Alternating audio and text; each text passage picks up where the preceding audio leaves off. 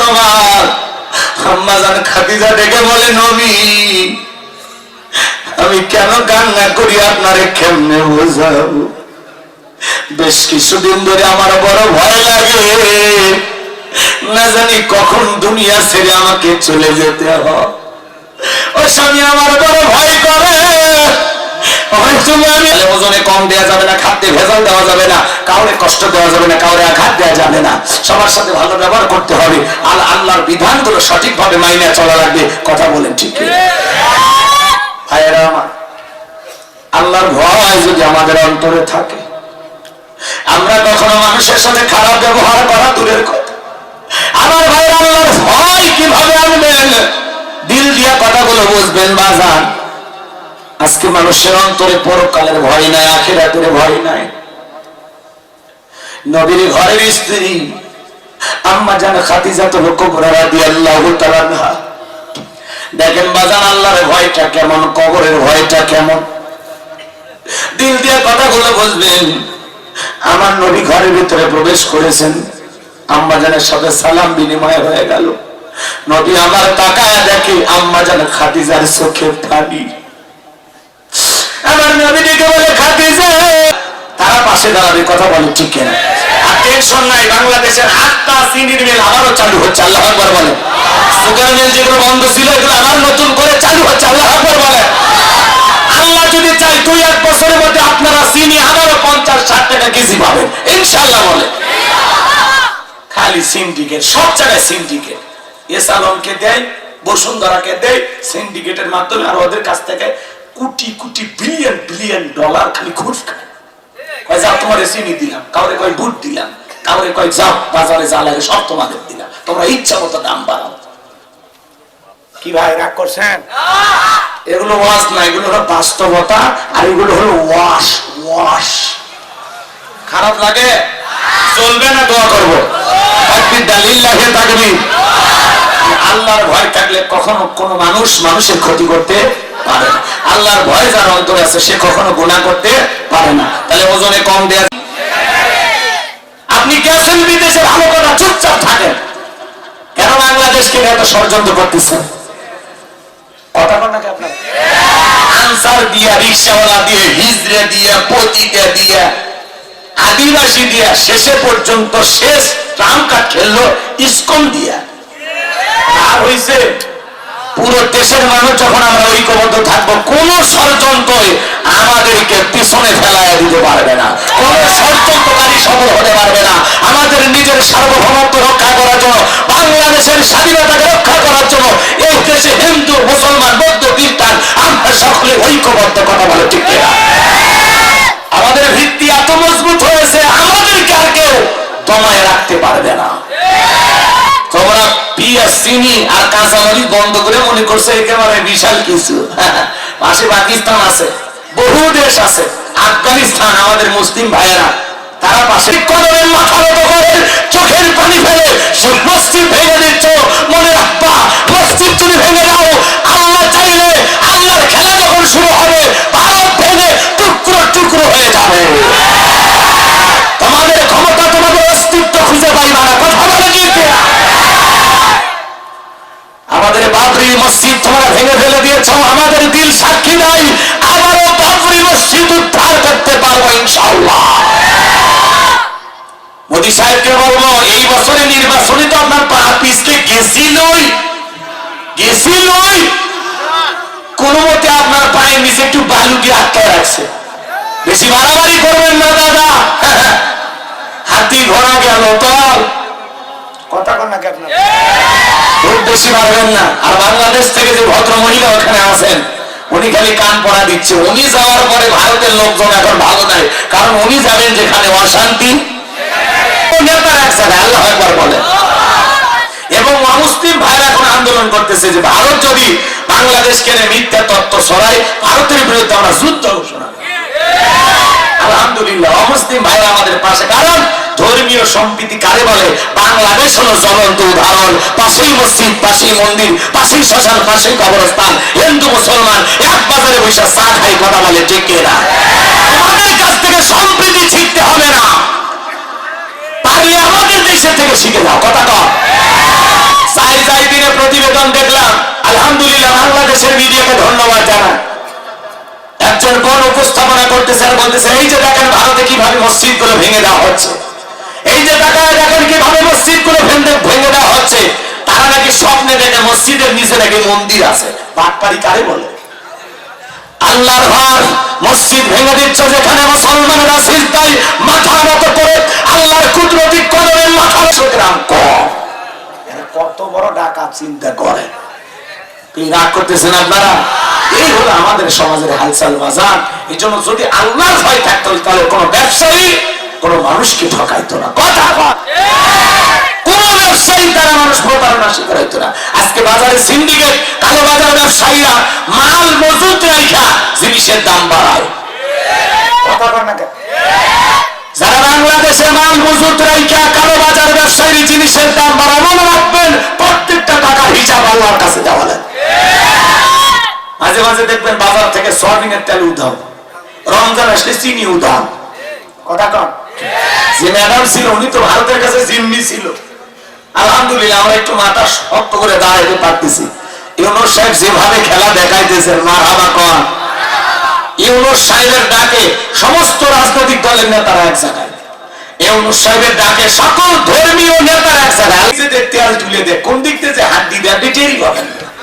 বাড়ি ওখানে কারোর সময় দেখবেন ভালো বাড়িতে এসে দেখবেন কি এত ভেজাল কেন, বউ খেলি গালি দেয়, চোখ কই রাখছো? কথা কর না কেন? আমি একবার গোবিন্দগঞ্জ থেকে আমার মা বলতেছে বাবা একটু গোস্ত নিয়ে আসো, 5 কেজি গোস্ত কেনার পরে এত বড় একটা খাবার একটা হাত দিল। কয় হুজুর মানুষ খেয়ে দোয়া করবেন। আবার পাল্লা তো এইদিকে হাল দিছে, মানে যে কায়দায় বেশি দিছে তাতে কমপক্ষে 5 কেজি 5.5 কেজি হবে, এটা কনফার্ম। মানে দিতেইছে গেলে দিতেইছে। হুজুর মানুষ খাইয়া দোয়া করবেন, খাইয়া দোয়া করবেন। আমি তো সেই খুশি, আর কি ভক্ত পাইছি গো, মনে মনে খুব খুশি। এরপরে পাশে বাজার করতে করতে আর এক জায়গায় যে বললে ভাই দেখেন তো আমার কতটুকু বেশি দিছে। এইবার সে ওজন করে বলতেছে হুজুর বেশি তো দূরের কথা, এখানে তো 250 গ্রাম আপনাকে কম দিছে। ওজন করলো একটা আর বড় দিল, এরপরে তেল চর্বি যা ছিল দিল, তারপরেও নাকি 5 কেজিতে 250 গ্রাম কম। তার মানে কি বোঝা যায়? হয়তো কোনো পুকুরের অথবা কোনো জমির থেকে পানি তুলে দিয়ে দিছে। সেই সময় তো বর্ষাকাল ছিল, মাছের মৌসুম, ওর ভিতরে উঠে গেছে, টেরি পায় নাই। কথা কর ঠিক? এরকম আছে না নাই? এখন আবার চুপ পাল্টে গেছে, দুধের ভিতরে পানি মিশাইছে কিনা এটা বলে না, এখন বলে হুজুর আমি এক গামলাতে পানি রাখছি সেখানে দুধ ঢেলে দিয়েছি। তার মানে কেউ যদি জিজ্ঞাসা করে তুমি কি দুধে পানি মিশা, বলে না আমি তো দুধের ভিতরে পানি মিশে না, আমি পানির ভিতরে দুধ মিশাই। বাটপারি কারে কর?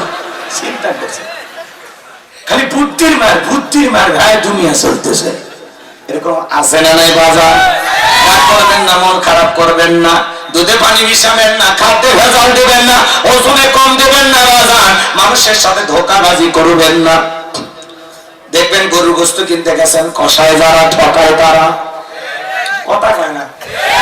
আপনি দেখতে দেখতে কোন দিক থেকে দেখতে আল তুলে একজনের দুধের বালতির ভিতরে দেখা যায় ট্যাংরা মাছ ঘুরতেছে, ছোট্ট ট্যাংরা মাছের বাচ্চা। এইবার লোকজন ডেকে বলতেছে ভাই গাভীর বাদ দিয়া জীবনে কোনোদিন মাছ বের হয় এটা তো আমরা দেখি নাই, আপনার দুধের ভিতরে মাছ ঘুরতেছে, তা আবার ট্যাংরা মাছ। কথা বল না? মেয়েদেরকে জিজ্ঞাসা করা হতো মা তুমি সূরা ফাতিহা জানো কিনা, কোরআন পড়ছো কিনা, খতম করছো কিনা, জিজ্ঞাসা করা হইতো। আর এখন ডিজিটাল জামানা, জিজ্ঞাসা করে মা তুমি কি নাচতে পারো কিনা, তোমার বাড়ির কি নাচতে দরকার? তাহলে ছেলের বউকে জিজ্ঞাসা করতেছো তুমি নাচ জানো কিনা, আবার বলে মা তুমি গান গাইতে পারো কিনা। এরকম আছে না নাই? এখন নিয়ে গান শুরু করে দিচ্ছে আমার সোনার ময়না পাখি। আহারে, এরকম মুসলমান আছে না নাই? কথা বল না কেন? রাগ করতেছেন আপনারা? এরকম ছেলের বউ না বাজান, স্মার্ট ডিজিটাল দরকার নাই, দরকার হলো নেককার দিনদার আবেদা সালেহা। কথা বলে ঠিক কিনা? একটু অপেক্ষা করেন, সামনে গেলে মজা টের পাবে। আমার বাবাজিরা গভীর মনোযোগ দিয়ে কথাগুলো শুনবেন। তাহলে মেয়েটা দুধের মধ্যে পানি মিশায় না কার ভয়ে? আমার এলাকায় আমি ছোটবেলায় মাদ্রাসায় পড়েছিলাম বাজান, বাজারে দুধ পরীক্ষা নিরীক্ষা করার জন্য লোকজন আসছে, একজনের দুধ সেই জবান দিয়ে কোরআন তেলাওয়াত করবে, ওই জবান দিয়ে শ্বশুর শাশুড়িকে গালি দেবে। হুজুর ঠিক আছে না? রাগ করতেছেন আপনারা? আর আমার পুত্রবধূ চয়েস করে নিয়েছি যারা সকালবেলা গুনগুন করে গান গায়, স্টার জলসা জি বাংলা চালু করে দেয়, ঘরে টেলিভিশনের আওয়াজ দেয়, টিকটিক আওয়াজ দেয়, শ্বশুর শাশুড়ি বৃদ্ধ, বাড়ির পাশে অসুস্থ, ওইটাও দেখে না। কথা বল। ডিজিটাল ব্যাটার বউ আমরা খুঁজি। ব্যাটার বউ কি গান গায় সেটা এখন বলা হয়নি। আমরা পুত্রবধূ চয়েস করি, ধনবাড়ি বাজারে বসে চা খাই, ওই দিক দিয়ে অটো ভ্যানে সরি একটা নিয়ে যায় চুলে শ্যাম্পু করা, কি সুন্দর বাতাসে চুলগুলো দুলতেছে, তাকে বলে কার মেয়ে রে, ছেলে তো বড় হয়েছে। এইটারে মনে হয় পুত্রবধূ বানায়। যে মেয়েটা ব্যাপারটায় কলেজে যায়, স্কুলে যায়, এই মেয়েটাকে রাস্তাঘাটে দেখে যেই বাবা চয়েস করে ছেলের জন্য বউ বানায় নিয়ে আসে, এই পুত্রবধূ কখনো আপনার মুখে খাবার তুলে দেবে না। এই পুত্রবধূ কখনো শ্বশুর শাশুড়ির প্লেটে খাবার পারবে না। কথা কন দেখতে না, রাগ করেন না। পুত্রবধূ চয়েস করলে নেককার দেখে, দিনদার দেখে, নামাজি দেখে, আল্লাহওয়ালা দেখা, যে মেয়ে কোরআন পড়ে, নামাজ পড়ে, তাদের কাম বাপ শুরু করবে। ওই মুহূর্তে মেয়েটা তখন বলতেছে, চাচাতো ভাই তোমার অন্তরে কি আল্লাহর ভয় নাই? আজকে তো তুমি আমাকে ধ্বংস করে দিচ্ছ, শেষ করে দিচ্ছ। ওই জায়গা থেকে সে আল্লাহর ভয় উঠে আসছে। এটার নাম হলো আল্লাহর ভয়। আল্লাহ আকবার বলে। তার এই আমলটা আল্লাহ এত পছন্দ করেছে, তার এই আমলের কারণে গুহার মুখে থাকা বিশাল বড় পাথর কিছুটা সরে গেছে। সুবহানাল্লাহ বলবেন না? হাদিস আপনারা শুনেছেন, আর লম্বা হাদিস, ওইদিকে আমি যাচ্ছি না। আল্লাহর ভয় কারে বলে দেখেন, রাতের আধারে দুধের মধ্যে পানি মিশায় না, কার ভয়? এটার নাম হলো আল্লাহর ভয়, এটার নাম হলো তাকওয়া। কথা বলে ঠিক কিনা? এই খলিফার মালিক আল্লাহর কুদরতি চোখে ফাঁকি দেওয়া সম্ভব নয়। চিৎকার মেরে বলেন আল্লাহু আকবার। এটার নাম হলো তাকওয়া, এর নাম হলো আল্লাহর ভয়। কথা কয় না কেন? আল্লাযীনা ইযা যুকিরাল্লাহু ওয়াজিলাত কুলুবুহুম, যারা ঈমানদার তাদের সামনে যখন আমি রবের নাম উচ্চারণ করা হয়, ভয়ে তাদের অন্তরাত্মা কেঁপে ওঠে। আল্লাহর নাম যদি কাউকে বলা হয়, ওই যে আপনারা শুনেছিলেন না, কথা বোঝেন না, রাগ করতেছেন আমার কথা? পাহাড়ের গুহায় 3 যুবক আটকে গেছিল, সেই হাদিসটা আপনারা শোনেন না? পাওয়া যাবে। মেয়েটা ডেকে বলে, মা তুমি কি জানো না নবীজি খাদ্যে ভেজাল দিতে নিষেধ করেছেন? কি করেছেন? বিশ্বনবী একদিন মদিনার বাজারে গেলেন, তাকায় দেখেন বিশাল একটা খেজুরের স্তূপ। আমার নবীজি খেজুরের স্তূপের ভিতরে হাতটা ঢুকায় দিলেন, ভিতর থেকে খেজুর গুলো বের করলেন, তাকায় দেখেন খেজুর গুলো ভিজা পানি দিয়া। আমার নবী ডেকে বলে, ও সাহাবী এটা কেন করবে? দেখে বলে, গো নবী আজকে মদিনার আকাশে বৃষ্টি হয়েছিল। আমার নবী বলে, না না আজকে মদিনার আকাশে বৃষ্টি হয় না। আমার নবী তখন বললেন, মঙ্গল খেলা হবে। আজকে পুরো দেশের মাঠ পড়ে আছে, কিন্তু শামীম ওসমানের মতো খেলোয়াড় নাই। আসেন তুলে ভাই, আছেন, খেলা হবে। তখন ঠিক কিনা? অপেক্ষা করেন, সামনের দিকে যায়। মন খারাপ করবেন না, আমি যে কথা বলতে চাই বাজান, তাহলে অন্তরে ভয় থাকতে হবে কার? প্রতিদিন দিয়ে কথাগুলো বুঝবেন। হযরত ওমর ফারুক রওনা করলেন, পথ চলতে চলতে তাকায় দেখে একটা ছোট্ট কুটির থেকে আওয়াজ আসে, বাজান। মা তার মেয়েকে ডেকে বলতেছে, মা আজকে দুধ কি পরিমাণে দহন করেছো? মেয়েটা ডেকে বলে, মা দুধ একটু পরিমাণে কম হয়েছে। এই কথা শোনার পর এটা শয়তান বিশ্বাস করে।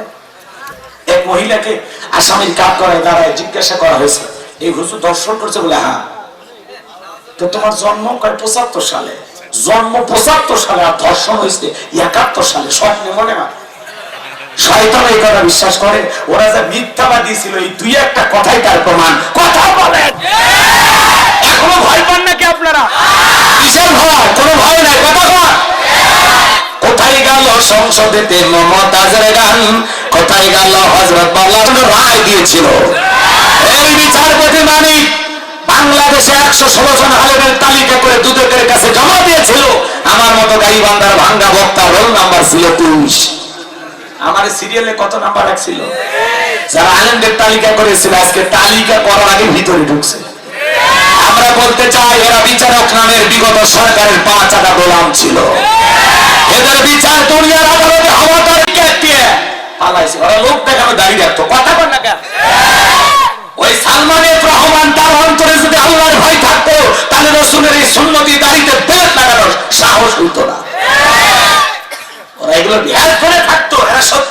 আল্লাহওয়ালা ছিল না, ওরা আমার দরবেশ নামের ভণ্ড। আল্লাহওয়ালারা কেমন হয়? যাদের চেহারার দিকে তাকাইলে আল্লাহর কথা স্মরণ হয়।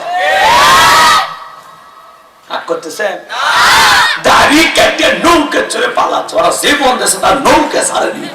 কথা কোন ঠিক কিনা? দাড়ি সারা দরবেশটারে ভণ্ড ভণ্ড লাগে। শুনেছি ভাই কত নেতা নেত্রী খাইতেছে ভাই ডান্ডা, বিচারপতি কালা মানিকের ফাটিয়েছে নাকি আন্ডা। পলকের রসলা গেল, পলকের রসলা গেল, থামিয়ে নেটের চাখা, ওদের সারা দেশটা বড় লাগে ফাঁকা ফাঁকা। এই বিচারপতি শামসুদ্দিন মানিক আল্লামা সাইদি হুজুরকে মৃত্যুদণ্ড রায় দিয়েছে। আপনারা কত টাকা কথা কন নাকি আপনারা? এমপি মন্ত্রীর গ্যারেজে যা দেখেন 5 কোটি 10 কোটি টাকা দামের গাড়ি পড়ে আছে, কিন্তু এমপি মন্ত্রী না। ব্যাংকের অ্যাকাউন্টে হাজার হাজার কোটি টাকা পড়ে আছে, কিন্তু ওরা নাই। কথা বলে ঠিক কি না? সব পালিয়ে গেছে। বড় বড় কথা বলতে আছে, জোরে বলেন আছে? মন্ত্রীরা সব কোথায় গেল, এমপিরা সব কোথায় গেল, কোথায় কাদের কাকা, ওদের সারা দেশটা বড় লাগে ফাঁকা ফাঁকা। রওনা করলেন, বিবি ডেকে বলে স্বামী এত রাত্রিবেলা আপনি একা একা যান, আপনার কি একটু ভয় করে না? হযরত ওমর ফারুক ডেকে বলেন যারা মুসলমানের নেতা সঠিকভাবে যদি তারা দায়িত্ব পালন করে, তাদের নিরাপত্তা দেওয়ার জন্য আমার আল্লাহই যথেষ্ট। বলেন আল্লাহু আকবার। সত্যিকারী যারা জনগণের জন্য কাজ করবে তাদের সামনে কোনো ভয় থাকবে? যারা জনগণের জন্য কাজ করে এদেরকে পালানো লাগে না। যারা সত্যি বলবে আমি মানুষের জন্য নেতা, যারা জনগণের কল্যাণে, দেশের কল্যাণে, মানবতার কল্যাণে, ইসলামের কল্যাণে কাজ করবে, এদেরকে দেশ থেকে পালানো লাগবে না। কথা কর। কিন্তু যারা দুর্নীতি করে কোটি কোটি টাকার গাড়ি বাড়ি দুনিয়ার জমিনে পাহাড় পরিমাণ সম্পদ করেছে, সাবেক প্রধানমন্ত্রীর পিয়ন তার নাকি বিদেশে 9টা বাড়ি। উনি গর্বের সহিত বলেছিলেন না আমার পিয়ন 400 কোটি টাকার মালিক, তো উনি যদি এত টাকা হয় আপনার কত টাকা? কষ্ট পাচ্ছেন আপনারা? 1 নাম্বার আয়াতের প্রথমে আল্লাহ তাআলা ভয় নিয়ে আলোচনা করেছেন, ভয়। 2 নাম্বার হলো সবর, 3 নাম্বার সালাত, 4 নাম্বার হলো দান। এমনি শেষ 2টা আপনাদের কাছে মজা না লাগলে সবরের রসটাও ভালো লাগবে, আল্লাহর ভয়ও ভালো লাগবে। একটু অপেক্ষা করেন। আল্লাহর ভয় যদি অন্তরের মধ্যে থাকে আপনি মাহফিল কি করতে পারবেন? আল্লাহর ভয়, আল্লাহকে ভয় করা লাগবে। ইত্তাকুল্লাহ, অন্তরে আল্লাহর ভয় থাকা লাগবে। যারা বলেন কার ভয়? আল্লাহর ভয় যদি কারো অন্তরে থাকে তাহলে পিটাইও গুনাহ করানো সম্ভব নয়। কথা বলেন ঠিক কি না? একটু বসেন, একটু বসেন। আমিরুল মুমিনিন ডেকে বলেন ও আব্দুল্লাহর রাঙা তরবারি দাও। আল্লাহ তাআলা আমাকে খেলাফতের দায়িত্ব দিয়েছে, ঘরে বসে থাকলে চলবে না, তাড়াতাড়ি করে আমাকে তরবারি দাও। প্রিয়তম স্ত্রী তরবারি দিলেন। আমিরুল মুমিনিন হযরত ওমর ফারুক তরবারি নিয়ে রওনা করলেন। বান্দা তাদের সামনে যখন আমি রবের নাম উচ্চারণ করা হয়, ভয়ে তাদের অন্তরাত্মা কেঁপে ওঠে। তাহলে আপনার আমার অন্তরে আল্লাহর ভয় থাকার দরকার আছে না নাই? এ বাজান গভীর মনোযোগ দিয়ে শুনবেন। খলিফাতুল মুসলিমিন আমিরুল মুমিনিন হযরত ওমরের নাম আপনারা শুনেছেন। বিবিকে ডেকে বলে বিবি রাঙা তরবারি দাও, আল্লাহ খেলাফতের দায়িত্ব দিয়েছে, ঘরে বসে থাকলে চলবে না। আল্লাহু আকবার বলেন। এ ভাই 12:30 পর্যন্ত বলছি না, কি হলো? রাগ করতেছেন আপনারা? এতটা ধৈর্য হারা হলে মাহফিলে আসবেন না। কথা শুরু করা লাগবে তো, এটা তো আর ক্যাসেট না যে সুইচ মারলেন আর হয়ে গেল। কখন যা কোন কথা বলা লাগবে একটু অপেক্ষা করেন। আপনারা ঘটনা শুনতে ভালোবাসেন আমি জানি, এর জন্য ওই হিসেবে আলোচনাটা ধরছি। কষ্ট পাবো আমার ভাইরা, আল্লাহ যেন আমাদের হেদায়েত দান করে। জোরে বলুন আমিন। কথা দেখার পরে আফসোস হয়েছে, এই জন্য আপনাদেরকে বললাম। আপনারা কি কষ্ট পাইছেন? জোরে বলেন কষ্ট পাইছেন? এখান থেকে শিক্ষা গ্রহণ করা দরকার আছে না নাই? আমার ভাইরা গভীর মনোযোগ দিয়ে শুনবেন। যাদের অন্তরে আল্লাহর ভয় আছে তারা কোনোদিন মা বাবার সাথে খারাপ ব্যবহার করতে পারে না, বিবির সাথে খারাপ ব্যবহার করতে পারে না, সন্তানদের সাথে খারাপ ব্যবহার করতে পারে না, মানুষকে ঠকাইতে পারে না, ওজন কম দিতে পারে না, খাদ্যে ভেজাল দিতে পারে না। তাহলে অন্তরে ভয় থাকতে হবে কার? ইয়া আইয়ুহাল্লাযীনা আমানুত্তাকুল্লাহ, হে ঈমানদারগণ আমি আল্লাহকে ভয় করো, হাক্কা তুকাতিহি, ভয় করার মতো ভয় করো। এজন্য আল্লাহ পাক আয়াতের শুরুতে বলেন আল্লাযীনা ইযা যুকিরাল্লাহু ওয়াজিলাত কুলুবুহুম। আল্লাহু আকবার। আল্লাহ রাব্বুল আলামিন বলেন যারা আমার ঈমানদার বান্দা, তখন পুত্রবধূ বলতেছে মা আমি বারবার হাত দিয়ে ঘুষতে চাই কিন্তু আমার পা ওঠে, আমার পাটা ওঠে। তখন বলতেছে মা এটা আমার ভাগ্যের দোষ, আমি আমার শাশুড়িকে এইভাবে পা দিয়ে ঘুষে দিয়েছিলাম হাত দিয়ে, তো এটা আমার ভাগ্যে আছে, ওইটা তুমি শোধ দিয়ে দাও। তখন ওই পুত্রবধূ পা দিয়া শাশুড়ি পিঠটা ঘুষে পরিষ্কার করে দিলেন। এই জন্য মা বলতে বলো মা দুনিয়াটা ক্ষণিকের মা, সবাইকে আপন ভাবুন, প্রিয় মানুষ ভাবুন। দুনিয়া কয়দিনের মা, 50-60 বছরের হায়াতের জিন্দেগি হঠাৎ করে শেষ হয়ে যাবে। কথা বলে ঠিক কিনা? আল্লাহ যেন সকল পুত্রবধূ আর সকল শাশুড়িদের সম্পর্ক মা আর মেয়ের মতো হিসাবে আল্লাহ কবুল করেন। একটু জোরে বলেন না আমি। ওই স্ত্রী যারা পাইছে তারা বড় ভাগ্যবান, যে স্ত্রী তার স্বামীকে বলে খবরদার তুমি তোমার মায়ের সাথে খারাপ ব্যবহার করবা না, আমিও একদিন মা হব, কারণ আমিও একদিন মা হব। কেমনে পারলো ওদের পাশান্তিদেরকে বলে না? ওদের অন্তরে কি মায়া দয়া নাই? কেমনে পারে একটা বৃদ্ধ শাশুড়ির সাথে আমার আচরণ করতে? এরা মানুষ না, এরা মানুষ না, এরা হলো পশু, এরা হলো ডাইনি, এরা হলো পাশানি, এরা হলো কাল নাগিনী। কথাটা ঠিক কিনা?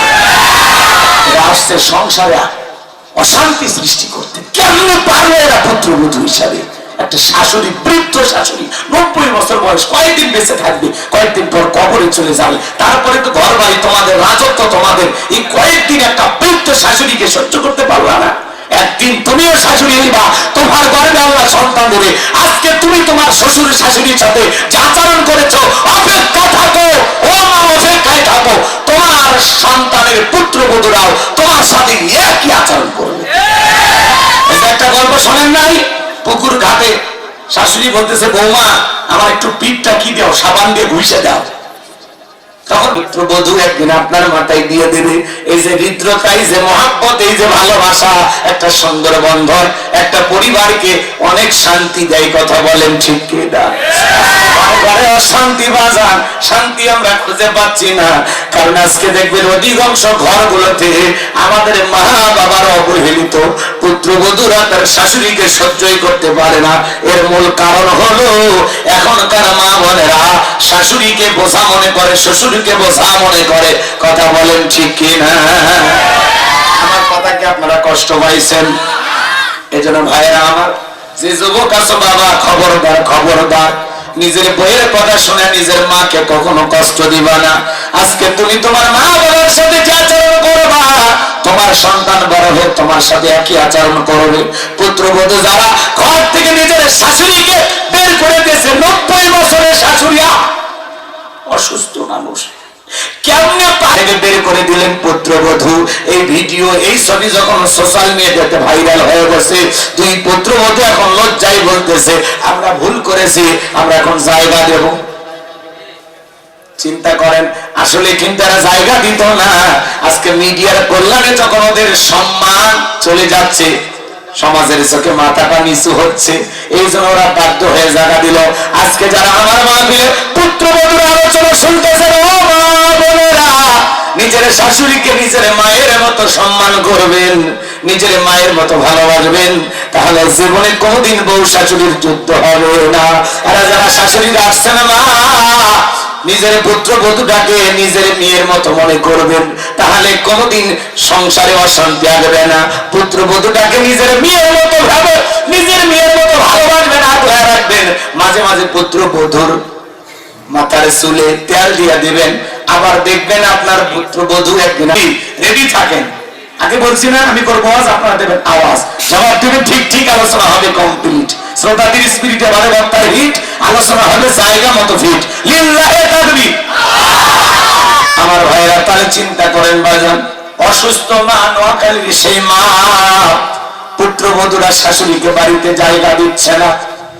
তার মেয়ের ঘরের নাতি অসুস্থ নারীকে নিয়ে হাসপাতালে চলে গেছে। চিকিৎসা করে যখন গভীর রাতে নানির বাড়িতে সে দরজায় ডাক দেয়, মামিরা দরজা খোলে না, বারবার ডাকে, তার পুত্রবধূরা দরজা খোলে না। অনেক চেষ্টা করলেন, প্রতিবেশী মিলে, এমনকি থানা থেকে পুলিশ আসার পরে তারা দরজা খোলে না। এলাকার যারা ছাত্র আন্দোলনের কর্মী তারা চেষ্টা করেছেন না, কোনো মতেই দরজা খোলে না। এলাকার পরিশেষে মেম্বার চেয়ারম্যান সহ সোশ্যাল মিডিয়ায় কথাটা যখন ভাইরাল হয়ে গেছে, নিজের মাকে ঘরে জায়গা দিয়া শাশুড়িকে ঘর থেকে বের করে দিলে বকরে ঈমান বেড়ে যায়। আর আবু জেহেল শুনে আর শয়তানি বাড়ে। কথা কন, নবীর বাড়ির ধারে আবু জেহেলের বাড়ি, কিন্তু ভাগ্যে হেদায়েত চলে না। কথা বল ঠিক কিনা? সৌদি আরব প্রবাসী নবীর দেশে থাকে, পবিত্র দেশে থাকে, তারপরে যারা নিজের মাকে বইয়ের কথা শুনে ঘর থেকে বের করে দেয়, এরা সন্তান নামের কুলাঙ্গার। যে মা তাকে জন্ম দিয়েছে, এই মা পৃথিবীর সবচাইতে হতভাগা মা। কথা বলে ঠিক কিনা? বইয়ের এত বড় সাহস, আমার মাকে ঘর থেকে বের করে দিবে, আর ওই পোক আমি টাকা দিয়ে পালবো। এর কথা কোনটাকে আপনারা কথা বলতে হবে, প্রত্যেকটা কথার সাথে জবাব দেওয়া লাগবে। খালি আমি মজা করবো না, আপনাদেরকে সাথে নিয়ে করবো। আর যত কথা বলবেন তত শরীরও ঠিক থাকবে, ঘুমও আসবে না, আবার পাশাপাশি মাঝে মাঝে আপনি নিজেও গরম হয়ে যাবেন আমার মতো। জি, রেডি থাকে, আমাকে কষ্ট দিতে পারবে না। কথা বলে না কেন? আজকে অবাক হয়ে গেলাম, নোয়াখালী লক্ষ্মীপুরের একটি ঘটনা বাজান। পুত্রবধূ 90 বছরের শাশুড়িকে ঘরে ঢুকতে দিল না, নিজের মাকে ঘরে ঢুকেছে, কিন্তু শাশুড়িকে, দুই পুত্রবধূ মিলে 90 বছরের অসুস্থ শাশুড়িকে তাদের ঘরে জায়গা দেয় না। অথচ ওই শাশুড়ির নামেই ওই বাড়ি ঘর তার স্বামী বানায় গেছে। তার 6টা সন্তান, 2টা ছেলে সৌদি আরব প্রবাসী। এলাকাবাসী যখন মোবাইলে যোগাযোগ করেছে, ভাই তোমাদের 2 জনের স্ত্রী এরকম তোমাদের মাকে ঘর থেকে বের করে দিয়েছে, এখন তোমরাই বলো কি করা যায়। ওরা বলতেছে আমাদের মা আমরা বুঝবো, এটা নিয়ে এলাকার মানুষ কেন নাক ঘামাবে, তাদের কেন এত মাথা ব্যথা, আমরা যা ইচ্ছা তাই করবো। বলেন তো বাজান, সৌদি আরবে থাকলে সবার অন্তরে কি আল্লাহর ভয় থাকে? আল্লাহ রাসূল আবু বকরের সামনে কোরআন তেলাওয়াত করে, আবু বকরের ঈমান বেড়ে যায়। সামনে মুমিনের সামনে আল্লাহর নাম উচ্চারণ করলে ভয়ে অন্তরাত্মা কেঁপে ওঠে। আল্লাহর ভয়ে অন্তরটা কেঁপে ওঠে। যারা ঈমানদার, আল্লাহ বলেন যাদের অন্তর কেঁপে ওঠে, তাদের সামনে যখন আমার কালামের আলোচনা করা হয়, আমার আয়াতের আলোচনা করা হয়, এইটা শোনার পরে তাদের ঈমানটা বৃদ্ধি পায়। বলেন সুবহানাল্লাহ। ঈমানটা বাইরে এত বৃদ্ধি পায়, তারা আল্লাহ ছাড়া আর কারো প্রতি ভরসা করে না। সুবহানাল্লাহ বলেন। তাহলে আল্লাহ রাব্বুল আলামিন বলেন, আল্লাযীনা ইযা যুকিরাল্লাহু ওয়াজিলাত কুলুবুহুম, যারা ঈমানদার, তাদের সামনে যখন আমি রবের নাম উচ্চারণ করা হয়, ভয়ে তাদের অন্তরাত্মা কেঁপে ওঠে। যাদের অন্তরে আল্লাহর ভয় আছে, এই মানুষ কখনো গুনাহ করতে পারে না। জোরে বলেন পারে না। যার অন্তরে আল্লাহর ভয় আছে, সে সুদের টাকা নিতে পারবে না, ঘুষের টাকা নিতে পারবে না, মিথ্যা কথা বলতে পারবে না, গীবত করতে পারবে না, মা বাবাকে কষ্ট দিতে পারবে। তাদের অন্তরাত্মা কেঁপে ওঠে। ঈমানদারের সামনে আল্লাহর নাম উচ্চারণ করলে অন্তর কি হয়? কেঁপে ওঠে। কার ভয়ে? আরেকটু জোরে বলেন, কার ভয়ে? আমার ভাইয়েরা, দিল দিয়া কথাগুলো বোঝার চেষ্টা করবেন। আমার আল্লাহ রাব্বুল আলামিন বলেন, ইন্নামাল মুমিনুনাল্লাযীনা ইযা যুকিরাল্লাহু ওয়াজিলাত কুলুবুহুম ওয়া ইযা তুলিয়াত আলাইহিম আয়াতুহু যাদাতুহুম ঈমানাও ওয়া আলা রাব্বিহিম ইয়াতাওয়াক্কালুন। সূরা আনফালে আল্লাহ পাক জানিয়ে দিলেন, যারা আমার মুমিন বান্দা, তাদের সামনে যখন আমি রবের নাম উচ্চারণ করা হয়, ভয়ে তাদের অন্তরাত্মা কেঁপে ওঠে। ঈমানদারদের সামনে না, 2-3টা হবে না। আজকে শোনে, আজকে একটু শরীরটা খারাপ, তো তারা হয়ে বলে ওয়াজ করে আমি চলে যাব, যত দ্রুত শেষ করে দিই সবাই। আচ্ছা, এদিক খেয়াল করেন, সারা রাত পরে মহিলারা জায়গা হচ্ছে না,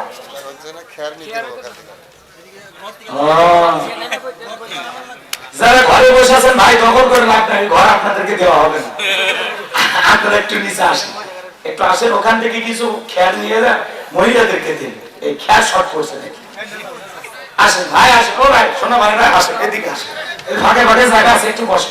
ও খেয়াল নাই, ওই নিয়ে গেছে। ঠিক আছে, ঠিক আছে। এ যুবক, বসো বসো, হাতি যায়, বসো বাবা, বসো। আমি ছোট আজম ভাই, এই 5,000 টাকা দেবে, বেশি না। 500 দিয়েছেন আর 4500 টাকা। আজম খান 5,000 টাকা। মিল লাগে থাকবি, নাম শুনে আমার শরীরে হিট চলে আসে। আব্দুল মালিক 500 টাকা আল্লাহ কবুল করে। আমি কি নাম বাবু? জোনাইদ বাবু নগরী আসছে গো, মাশাআল্লাহ। জোনাইদ সাহেব উনি 1000 টাকা দিয়েছেন, আল্লাহ কবুল করে। এখন যে যা দেয় আপনারা নেন, আমার হাতে দিন, আমার হাতে দিন না। হুজুর আছে, হুজুর হাতে দিয়ে শোয়া নেবে। আর কথা বলার দরকার নেই, আস্তে আস্তে কথা বলুন। এখন যা বাজে বাজুক, ঘন্টাখানিক সময় আপনারা থাকবেন তো ইনশাল্লাহ। 12:30 পর্যন্ত আবার হলো, কারা কারা থাকবেন 2 হাত তুলে বলেন ইনশাল্লাহ। একটু জোরে বলেন ইনশাল্লাহ। আচ্ছা, মাঝে মাঝে যারা হাত তুলেছেন না, কোন গ্রুপে আছেন আপনারা? একটু হাত তোলেন ভাই। 1 ঘন্টা দিবেন না, 1 ঘন্টা কথা বলে আমি দোয়া করেন ইনশাল্লাহ। হাত টামান, হাত টামান।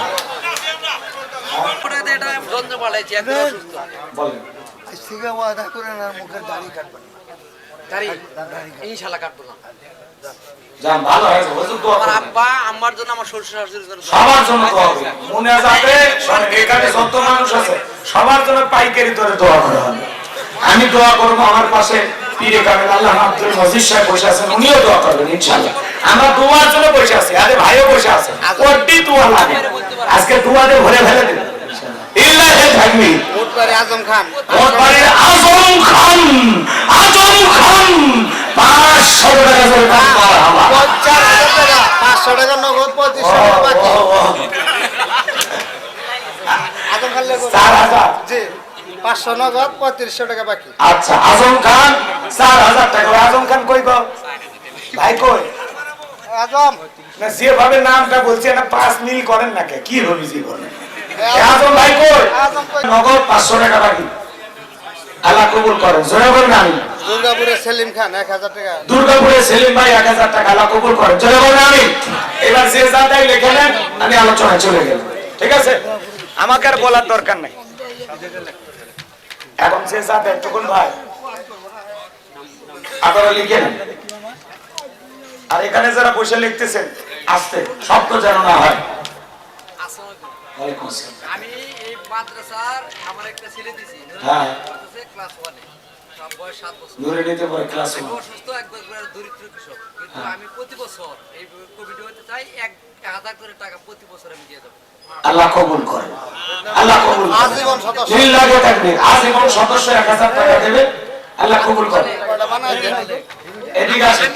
আরে অসুস্থ মানুষ আসেন, আল্লাহর কাছে আসেন, এখানে আসেন, হুজুর দোয়া করবে। আসেন, আপনারা যারা অসুস্থ আছেন, হুজুরের কাছে দোয়া করবেন।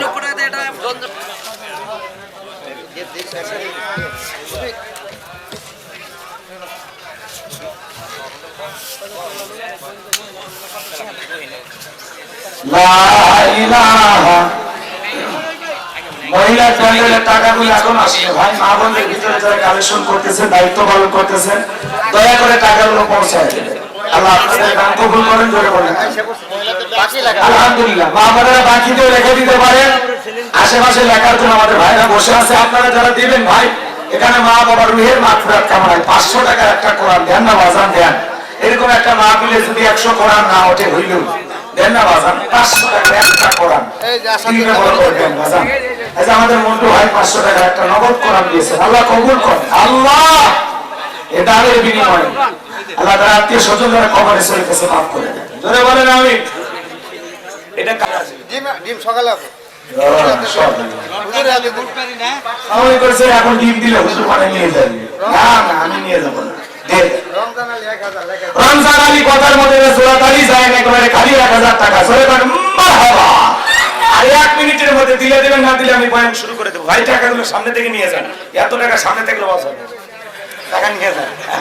এটা জিকির করেন লা ইলাহা ইল্লাল্লাহ, জোরে লা ইলাহা। টাকা দিন, টাকা দিন, টাকা দিন।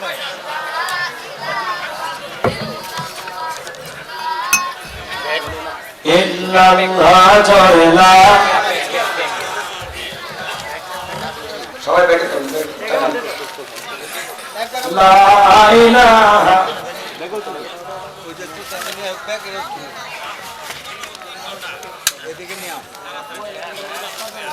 আগের যুগে চলতো, আর মনে হয় পাখাতে বাতাস করে কোন এক জমিদার বসে আছে আর পেছনে খাদের বাতাস করতেছে, এগুলো আর চলবে না। একটা স্ট্যান্ড ফ্যান সেট করে দেবেন, বক্তার লাগলে দেবেন, আর লাগলে দেবেন, শফিকুল ইসলাম রতন, এগুলো চলবে না। একটু স্মার্ট হন। শফিকুল ইসলাম রতন, শফিকুল ইসলাম রতন ভাই সতন করে 2000 টাকা দিয়েছেন, আল্লাহ কবুল করেন। জোরে বলেন আমিন। যারা দেবেন তারা দেবেন, সময় কম, আমরা আলোচনা চলে যাবো, আর কষ্ট দেবো না। বাজান আর দেওয়ার মতো কেউ আছে? দেন না বাজান, নবী ঘর মাদ্রাসা সবাই দিল উজাড় করে দেন। আল্লাহ আল্লাহ তোমার গোলামদের দান তুমি কবুল করো। জোরে বলেন আমিন। আর একটু জোরে বলেন আমিন। লেখেন রমজান আলী 1000